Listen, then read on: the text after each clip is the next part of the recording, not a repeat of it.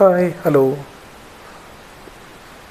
आपण या व्हिडिओमध्ये पाहूयात स्पोकन इंग्लिशसाठी महत्त्वाचे जे 20 टॉपिक आहेत ते कोणकोणते महत्त्वाचे 20 टॉपिक आहेत. तर आपण या व्हिडिओमध्ये स्पोकन इंग्लिशसाठी शिकण्यासाठी कोणकोणते महत्त्वाचे टॉपिक आहेत ते बघणार आहोत. Many peoples want to speak English but don't know where to start spoken English. तर चला शिकूया आपण ह्या व्हिडिओमध्ये महत्त्वाचे कोणते कोणते टॉपिक असतात. प्लीज शेवटपर्यंत व्हिडिओ पहा. व्हिडिओमध्ये आपल्याला सर्व काही पाहायला मिळेल. तर आपण सर्वात आधी कोणकोणते टॉपिक वाईज बघूया. पहिला टॉपिक म्हणजेच part of speech. Part of speech म्हणजे आपण noun, pronoun, verb, adjective, adverb, preposition, conjunction, interjection या शब्दांचे आपण प्रकार पाहूयात. नंतर दुसरा महत्त्वाचा टॉपिक येतो आपल्या शिकायचा असतो तो आपल्याला टेन्स म्हणजेच काळ. काळाचे मुख्य 3 प्रकार पडतात: प्रेझेंट, पास्ट, फ्युचर. यांचेच आपण उपप्रकार मिळून 12 फॉर्म असतात. बोलताना आपल्याला हे काळाचा खूप महत्त्वाचा असतो. त्याच्यामुळे लगेच आपण तिसरा टॉपिक पाहूया तो म्हणजेच आर्टिकल्स किती असतात तर 3 असतात, ए अँड द. आपण यांचा बी आपल्याला स्पोकन इंग्लिशमध्ये चांगल्या प्रकारे वापर होतो. यानंतर आपण चौथा टॉपिक पाहणार आहोत तो म्हणजेच हेल्पिंग वर्ब्स.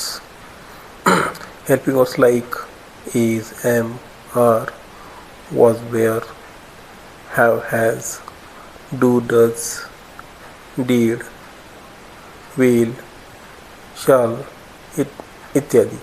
त्यानंतर 5वा महत्त्वाचा टॉपिक आहे तो म्हणजेच मॉडल वर्ब्स. त्यामध्येच आपण can, may, should, must, have to etc.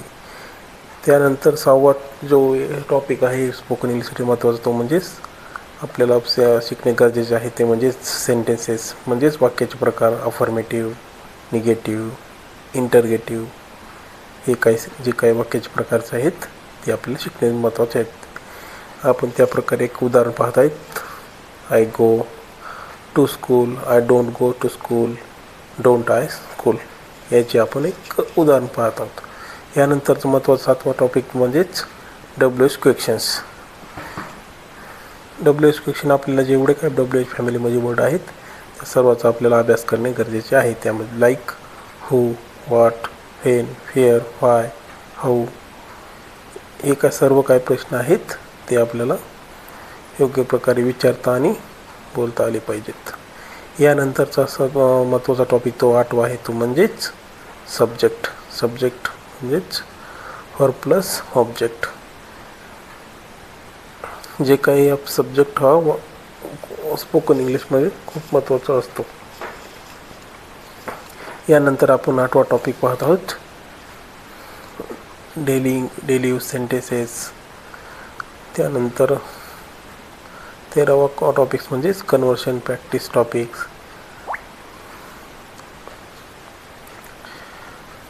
त्यानंतर 14व्या क्रमांकाचा टॉपिक आहे तो म्हणजेच क्वेश्चन आन्सर्स. ते आपल्याला क्वेश्चन आणि आन्सर देता आले पाहिजेत, त्याची बी प्रॅक्टिस झालेली पाहिजे. यानंतर आपण 15वा टॉपिक पाहत आहोत तो म्हणजे महत्त्वाचा. यामध्ये आपण जे काय डेली यूज व्हॅकॅब्युलरी आहे ते आपल्याला शिकणे गरजेचे आहेत. त्यामध्ये ॲक्शन, फिलिंग्स, ऑब्जेक्टिव्ह या सर्व गोष्टी असतात. यानंतर आपण 17व्या टॉपिक पाहत आहोत सिनॉनिम्स, अँटोनिम्स. बोलताना राईट टाईप ऑफ आपल्याला हे शब्दार्थ पाहायचे आहेत. त्यानंतर महत्त्वाचा 18वा टॉपिक म्हणजेच वर्ब फॉर्म. जे काही वर्बचे फॉर्म असतात आपल्याला माहीत आहेत व्हर्बचे 5 फॉर्म असतात, V1 V2 V3 V आणि V5. ते बी आपल्याला रिव्हिजन करणे महत्त्वाचे आहे. यानंतर आपण 19वा टॉपिक पाहणार आहोत, तो म्हणजेच प्रॅक्टिस स्पीकिंग डेली. दररोज आपल्याला 10-10 मिनटे हे स्मॉल वर्ड सेंटेन्सची प्रॅक्टिस करायची आहे. यानंतर आपण पाहणार आहोत 20वा टॉपिक, म्हणजेच जे काय आपण स्टडी करतो त्याचे आपल्याला इंग्लिशमध्ये विचार करायची गरज आहे, म्हणजेच इंग्लिशमध्ये थिंक करण्याची गरज आहे.